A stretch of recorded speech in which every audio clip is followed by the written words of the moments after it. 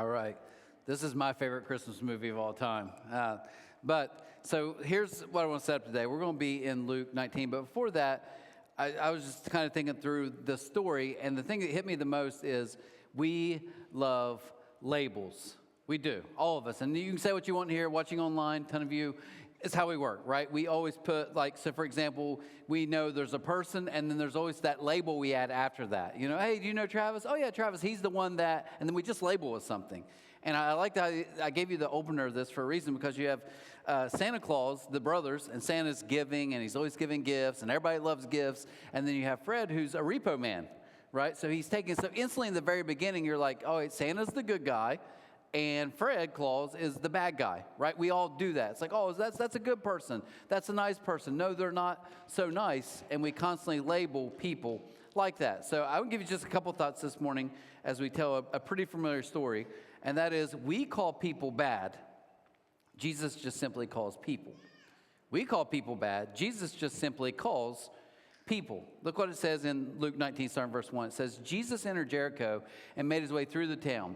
There was a man there named Zacchaeus. He was the chief tax collector in the region, and he had become very rich. Now, let me pause for just a second. Some of you, anyone grow up in church? Okay, several of you. My wife tells me there's a song they sing about this, right?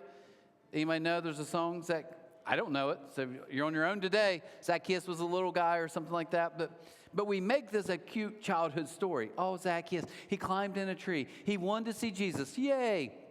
But let's really break down what it is. It said he was a chief tax collector. Now, in this time period, tax collectors were the worst. They worked for the Roman government, and they had no rules. So let's say I would go up and say, hey, Scott, you owe $100. The Roman government would say, hey, Scott owes $100 this month. Okay, go collect. But when I went to collect, if I wanted to, I could be like, Scott, you owe me $150.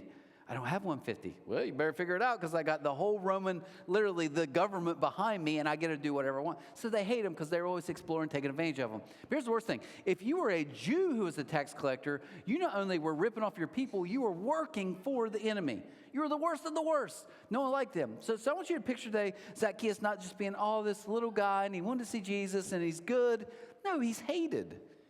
Now let's make it more real. What if, for example, think about this.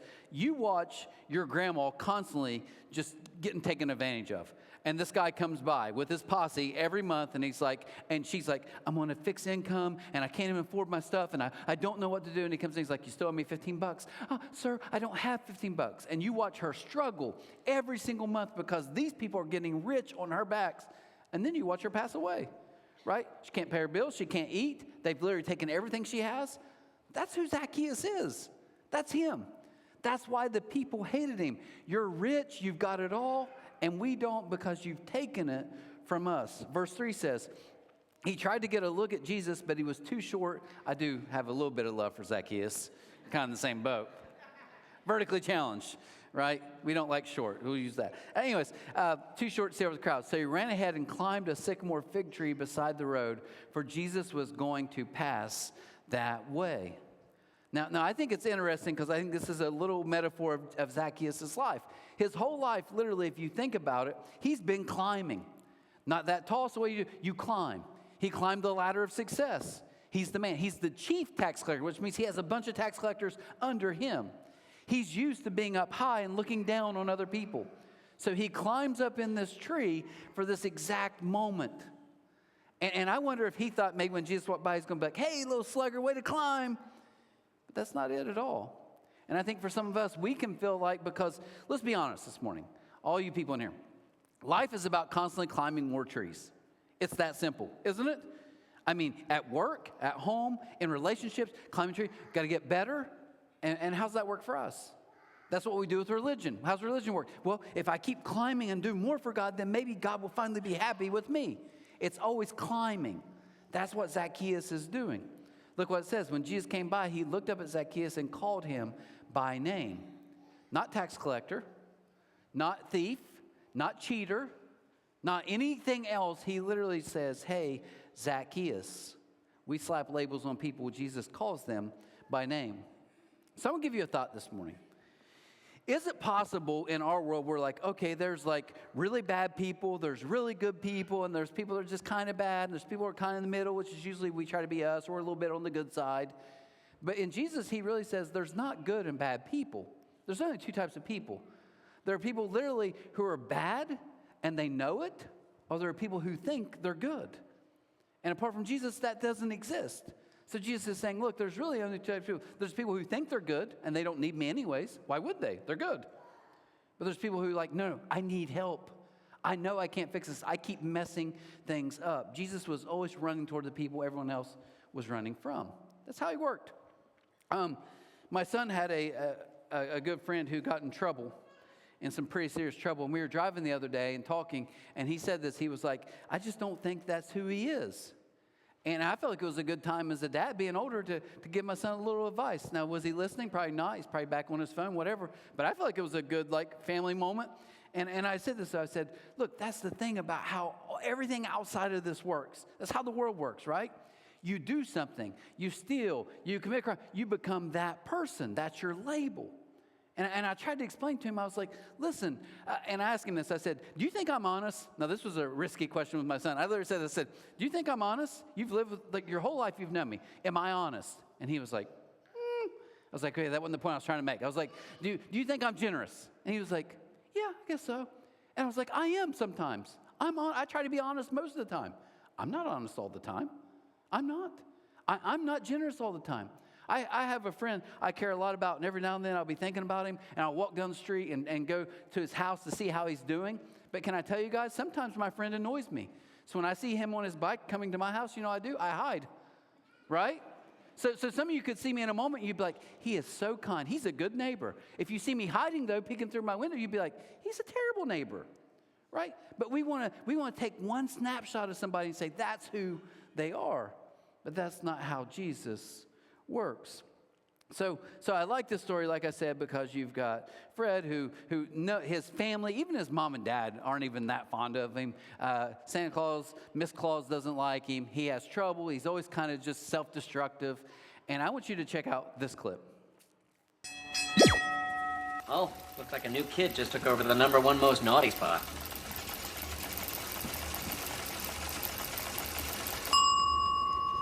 Slam? Samuel Gibbons, Chicago, Illinois.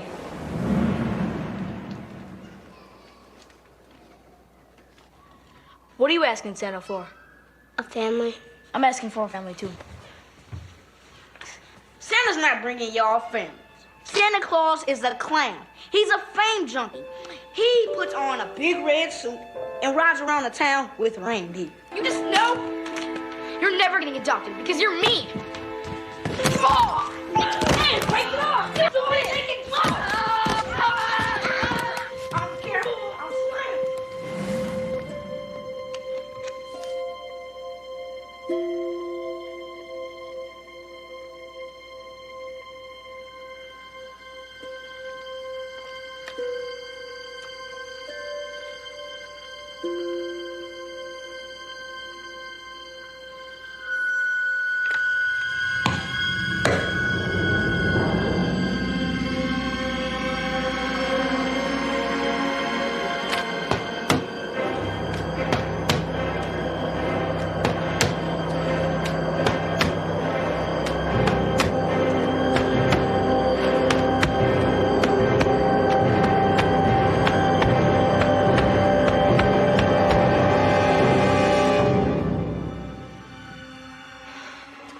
Santa, I ran the numbers 3 times. Surely mention this to no one, especially Clyde Northcutt. Yes, sir. Fred! What the blazes have you done? You marked every naughty child as nice. Are you out of your mind? None of the kids seem naughty to me, Nick. Good grief, Fred. You really never see the ramifications of anything, do you? We literally cannot make enough presents with only 3 days left. We cannot deliver all of those presents. Do you see? It's over. Congratulations, Fred. You've caused Christmas for the whole planet. Everybody. Lithuania. Everywhere in Africa. The whole thing. Blame it all on me, right? It's all my fault. How convenient for you. Annette was right about you. Mom was right about you. You know what? Save it, Nick. Maybe you should look at your own self for a change. Oh? You just keep stuffing your face with gingerbread, fat boy.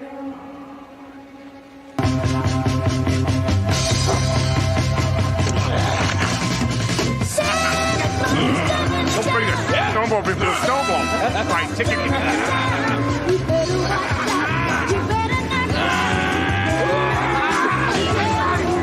You gonna run me over? You gonna run me over?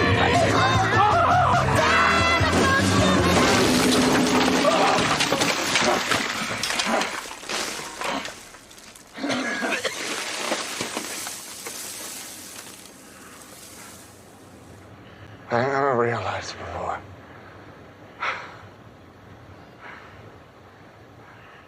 You hate me. I don't hate you, Nick. I just wish you were never born. You guys are way less sick than the 9:30. That scene ended, which is kind of an emotional scene, I would think. Like, I wish you were never born. This whole group over here just died out, like laughed. It's like, it's not a comedy, guys. What are we doing here? No, but here, think about this. Jesus befriends who we block. Now, I was talking to a friend of mine just this week, and he was talking about being up here, and he's like, I like when you go in little rants. Most of you don't. You're like, I like when you hurry up and get done so we can go eat lunch. But I'm going to go in just a quick rant, okay? I want you guys to hear this. And this is just my opinion. It doesn't matter. But we live in a culture that thinks it's real important to always call out the bad guy. We love to even read and look and comment on people, and they're calling out, that's the bad guy, and we just call them out. That's what we do. And then we kind of like make it like it's heroic, like, oh, it takes so much guts to call out the bad person nobody likes. No, it doesn't. It doesn't.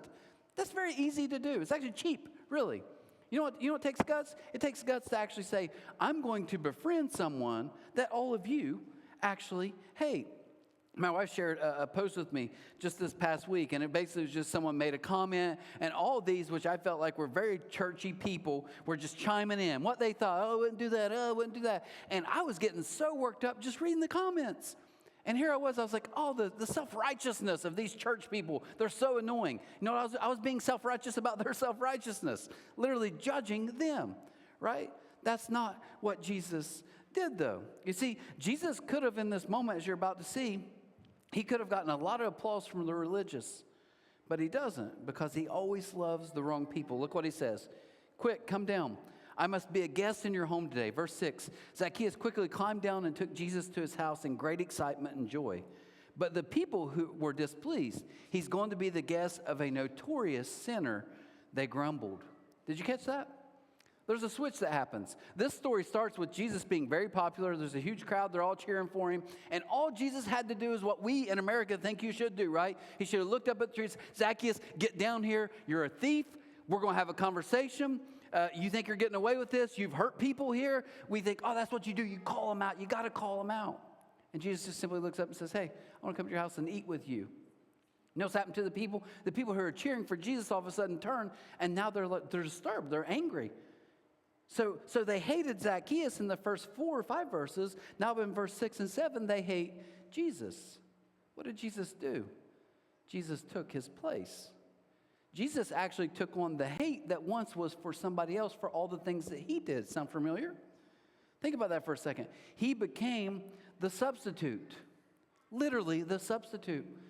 Jesus asked him to come down from a tree, and about 2 years later, Jesus is going to go back up on another tree called the cross. And he's literally going to die for all of us and the Zacchaeuses of the world, because he loves us that much. There's something about grace that offends everyone except the person who needs it. And let's be honest this morning. What's the most annoying thing about Jesus to these people is he doesn't hate the people I hate. He doesn't dislike the people I like. Matter of fact, he befriends them. Many times he blesses them. And let's be honest in this room, we're all okay with a God as long as he just likes the people we like and he befriends the people we would befriend. But if it's our enemy, then no, God has to hate them because we do. But that's not what we see Jesus do at all, because that's not how grace works. Grace is very annoying, guys. until you need it and I need it. And then it's not annoying at all. It's actually a lifeline. So as you see here, literally Jesus befriends. If you hear the story, Fred Claus' best friend was Slam, little kid, loved him. He's always giving him life advice, right? And then in this moment, he breaks down. Why? Because he realizes he's following his same track. People are always going to block you. Why? Because you're just not good enough. You don't measure up. And I think for some of us in here this morning, that's the thing we can struggle with. We keep climbing trees, but what happens when you get to the top of the tree and you're like, oh, it's not what I thought. I need to find a bigger tree, right? I need to climb a bigger metaphorical tree. But it doesn't get us anywhere. And that's what I love what Jesus said. You notice that? He said, hurry, come down. Quit climbing. Can you take a break for a second? Can you just relax and quit climbing for me? That's not how this works. Now, I'm going to be cheesy for a second. I told you, this is my favorite. Maybe no one else in this room. It's kind of underrated, I think. This is my favorite Christmas movie. But I watched this when my kids were little. First time I ever watched it. My wife, my kids. And this scene I'm about to show you, it hit me. So I just think it's maybe the greatest Christmas scene in my view of all movies of all time. Check it out. Hey, Ned, how you doing? Brad. Nick, hey, buddy. I think we're gonna make it. I got the elves in the workshop making presents right now. We're cutting a couple corners, but I think we can make it. You're still gonna be able to save Christmas, and we don't have a lot of time, so you gotta get up and get motivated. That's impossible. The man can hardly carry his own weight. I can't move. I can't, Fred. Of course you can do it. It's Christmas. Come on, the kids are out there. They're counting on us. Oh, boy, I wish I could. Willie, this is your big night. This is your big night, pal. You're gonna deliver the presents. Willie can deliver the presents. No, Fred, I can't. Yeah, of course you can do it. You're great on that sleigh. No, you don't understand. I can't do it. There's a rule. Only a Claus can deliver the presents.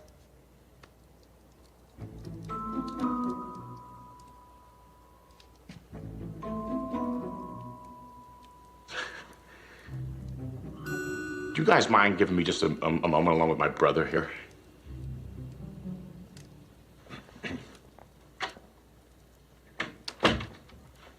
Yeah, I can't do that, Nick. I think you know that. I'm not capable of doing so. I'm not even comfortable flying or being a passenger, let alone trying to fly. It's like I want to know my way around the reindeer. And it's Hey, like, Fred. It's all right. It's ridiculous for anybody to expect that kind of thing. No. You can't do that. You can't. It's too huge. Believe me, I know.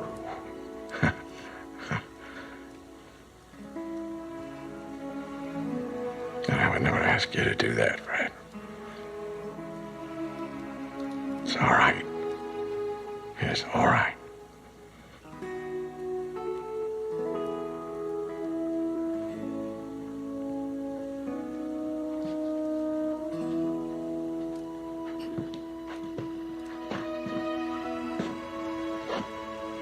You know, Nick, there's been one thing that's been eating at me since I've been here. That naughty nice list that you got. There's no naughty kids, Nick. They're all good kids. But some of them are scared. And some of them don't feel listened to. Some of them had some pretty tough breaks, too. But every kid deserves a present on Christmas.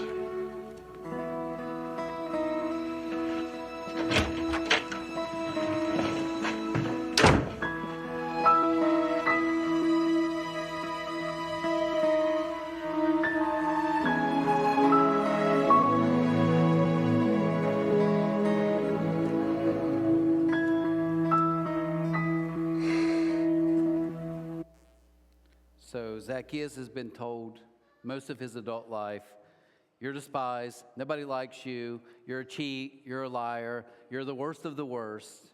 And this one man who's supposed to be possibly God in the flesh walks in and says, I want to eat with you. Can you imagine him talking to him? I wonder if it was like, hey, I know you've had some pretty tough breaks too. I know no one else can look past that because all they can see is that you're a despised chief of tax collectors. But I actually see you. And in that moment, it literally, love does what lectures can never do. And that's for all of us here. Love will always do, and all you parents listen to me, love will always trump anything a lecture can ever do. That's just how we're wired. Look what it says in verse 8. Meanwhile, Zacchaeus stood before the Lord and said, I will give half my wealth to the poor, Lord, and if I've cheated people on their taxes, I will give them back 4 times as much. Jesus responded, salvation has come to this home today, for this man has shown himself to be a true son of Abraham. For the Son of Man came to seek and save those who are lost. Now hear me out for just a second, okay? If you go back into the Old Testament, the law, in Leviticus 6, it says, if a Jewish man cheated someone or stole from them, here was the law. You had to pay them back 100%, give them back what you stole, and then add 20%. So if I would steal $100 from Eric, and then he finds out, I would go back and be like, okay, I owe you 120. That's how it works. Did you catch what Zacchaeus did, though? He said, hey, first of all, I'm going to give half of what I own to the poor. I just want to help with the poor. Nothing in the law ever says you should ever do that. He wasn't even following the law. And look what he says. No, I'm not going to give back 120%. I'm going to give back 400%. Why? Because love is the greatest motivator. It is. Now, I have some friends very close to me, think the world of them, who are pastors, other churches. We meet, we talk a lot. And I would say this, I think some of them are, I'm judging, putting a label, but I would say they're pretty legalistic compared to me. And we were probably on a lot of different sides on different religious views. But here's the thing, I was talking to one just probably a few months ago. And he said this, he was like, look, I get the grace stuff. I do, I get it. I get Jesus' grace. I get that he loves us unconditionally. I get all that. I believe that. But he was like, there has to be more. And I asked him, I said, what do you mean more? And he was like, you can't just talk to people about how loved and forgiven they are. They need more. I said, what's more? Well, you got to tell them when they mess up. You got to sometimes get in their face and tell them the tough stuff. And can I just say this? Maybe he's right. Maybe I've been wrong for several years here. But if you notice something, Jesus didn't do that. Jesus had every opportunity in the world to call him out for all the stuff, and he would have been right. And people would have cheered, yay, give it to him. But he doesn't. Why? Because he knew that love does what lectures never can. You know, and I thought about this. The people who change us the most are never the ones trying to change us. They're just simply the ones who love us, no matter what. I promise you guys, the people in your life that have the biggest place in your heart, they're not people just always on you. And I know sometimes parents can be, I get that. But as a whole, it's someone that in your lowest moment, when you knew you didn't deserve it, someone said, no, it's okay, I got you. That changes us. You see, I believe there isn't more. I think this is the more. Life change happens when I realize I'm fully loved, fully known, fully accepted by God. I'm good. And he's like, now you get to show and express that love to people around you. You get to give what I've already given you. Love changes people more deeply than shame or rules ever will. Why? Because that's how Jesus operated. Now I probably love this story, to be honest with you guys, because I've spent most of my life with my brothers on the naughty list. Okay? I have. That's just kind of how it's been. Fair enough. But I also love this because I was thinking about this. Fields, the guy who sang up here just a little bit ago, we were in the van one day, and there's people in the back, and they're talking, and we're just having a side conversation. And I was telling him about how my uncle growing up, I remember one year it got really cold. We're at my grandparents' house. He still lived with my grandparents, and he had like a 22, some like rifle. Kids, hold your ears for a second. He had some weapon, and he asked me and my brothers if we wanted to go out and shoot these old cars. And he told us, he was like, let's see if we can hit the gas tank and blow up cars. So I'm just like, this is the greatest Christmas ever, right? We were literally shooting, and we learned a lesson, and this isn't for you, any terrorists in here, like, lose your mind. But we found out a full tank of gas, it didn't blow up. Low tank, very little gas, watch out, guys. Boom. And in the middle of me just telling Phil, just randomly, he's like, our childhoods were really different, right? Christmas, I'm sure he's cuddled by the fire. Oh, I don't know. I don't know how his childhood was. I'm just making it up. But I get that. And this is what happened in a meeting we just had this past week. He said this, and he wasn't mocking. He's being dead serious. He was like, he looked over at me, and he said, I believe Trent is one of the few people that I know that if Jesus hasn't changed his life, watch out. Like, he might be in prison. He would be a weirdo. I mean, it was kind of like a little bit like backhanded compliment. But I was like, I agree with that. I agree with that. Right? Why? Because love, it wasn't rules. I've been told rules my whole life. I've been told, I remember my neighbor, sweetest lady in the world, Blanche. I remember she was like, I pray for you boys every day. One day I was like at her house, like walking by, cutting her grass, something. And she's like, just remember, I pray for you boys every day. Why? That you don't go to prison, right? And we're little guys. She's like, she saw it. Your guys' future is dark. What changed? Someone telling me to get better? No. Simply love. Walking as a 13-year-old, walking into this little country church and realizing there's a God who loves me unconditional. Life-changing. Life-changing. That's how it works. Love always does what lectures can't. Jesus says, I want to hang out with you. What did he say to him? We don't know. It's not recorded. But we know just simply being with someone who loved him unconditionally changed his life in ways no one else ever could. That's why we meet here every single week. So as we get ready to close for Christmas, how's all this have to do with Christmas? Right? I told you in the beginning, I think we think religion is me climbing these religious trees and doing more. And man, I had a good day. I read my Bible. I prayed. So man, Jesus is happy with me today. Yeah, yesterday wasn't so good. I shouldn't have looked at that. I shouldn't have said that. Oh my gosh, now Jesus. But that's still climbing the trees. Jesus walks in and says, that's not how it works. You see, at that little country church, I was told something that I now don't believe. They said the whole purpose of the church, Christianity, is for me to become more and more like Jesus. And I'm not saying that's wrong. Maybe that's true. But I believe the whole purpose of Christianity is that Jesus became just like me. Jesus became just like you. That's the good news.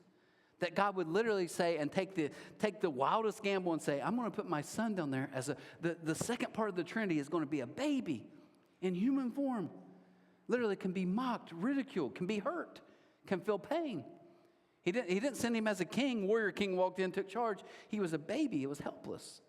And God says, no, because that's how we work. The good news of the gospel isn't that I get to become more and more like Jesus. It's the fact that Jesus became just like me so he could get me out of my mess, so he could save me and help me.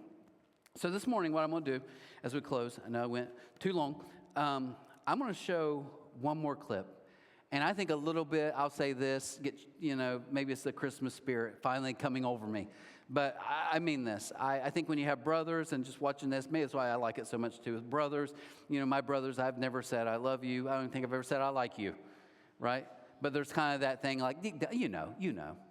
And I think watching even these brothers go at it, and then at the end, to me, that I'm going to give you a heartwarming Christmas scene. So after we watch this scene, okay, and it plays a Christmas song, very Christmassy, after that, all I'm going to do is I want to come back up and I want to pray for us as you remember Christmas is the simple fact that love came down. For all the Santa Clauses, for all the Fred Clauses, for all the Slams, for all that you can go down the line, good or bad, whatever we think, he came for all of us. Because guess what?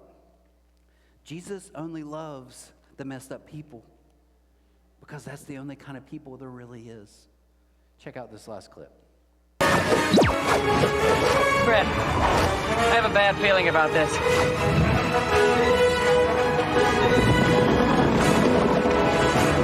You found me. Yeah, I found you. I find all the good kids. Macaroni, it's you. Hey, boy.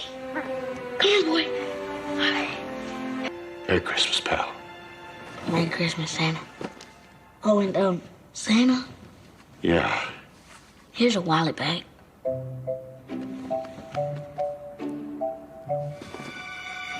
That's a good start.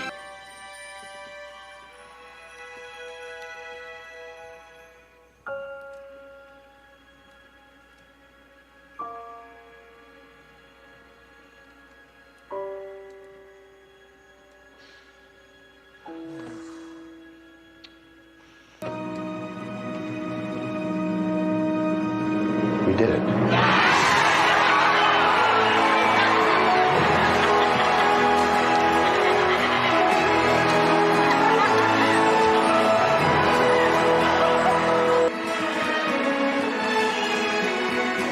Do the snow globe!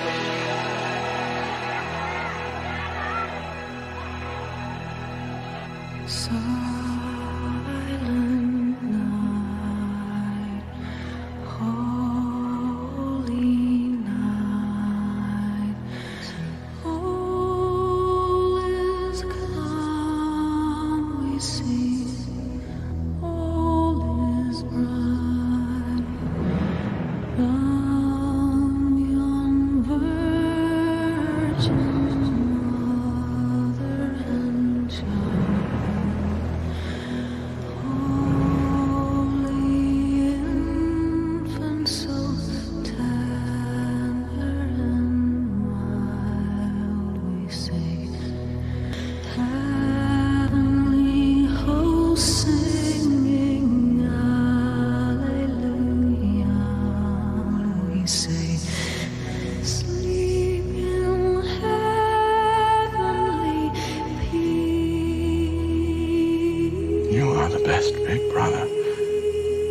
anybody could ever ask for.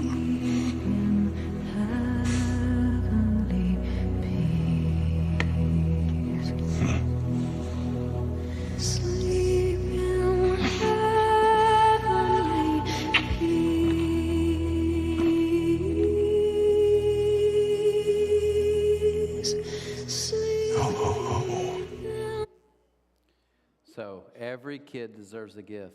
The good news of the gospel is every kid, all of us, gets the gift, the greatest gift, which is God's Son. So remember this, religion will always try to keep score, but love loses count. Let's pray. Father, I thank you so much for this group here. Thank you for just the fact that we can be reminded this Christmas that love came down. We thank you that you cannot love us more or less in our best times or in our worst times. We thank you that as we walk out of this place today, we're going to go back to a very conditional world. Everything's conditional. Many of us have conditional relationships, but you're the one thing, the love is unconditional. So today I pray, God, I pray that we would take that in through the hustle and the bustle and the gifts and the parties and the moving around. And for some of us, it's way darker. It's lonely. It's the time when we have to sit and look at the empty chair, that we would still be reminded, good or bad this morning, how much you love us. And I pray that we can be those people, as even the baptism example gave us. Whatever we're going through, God, now use us. Now use us to show others your light.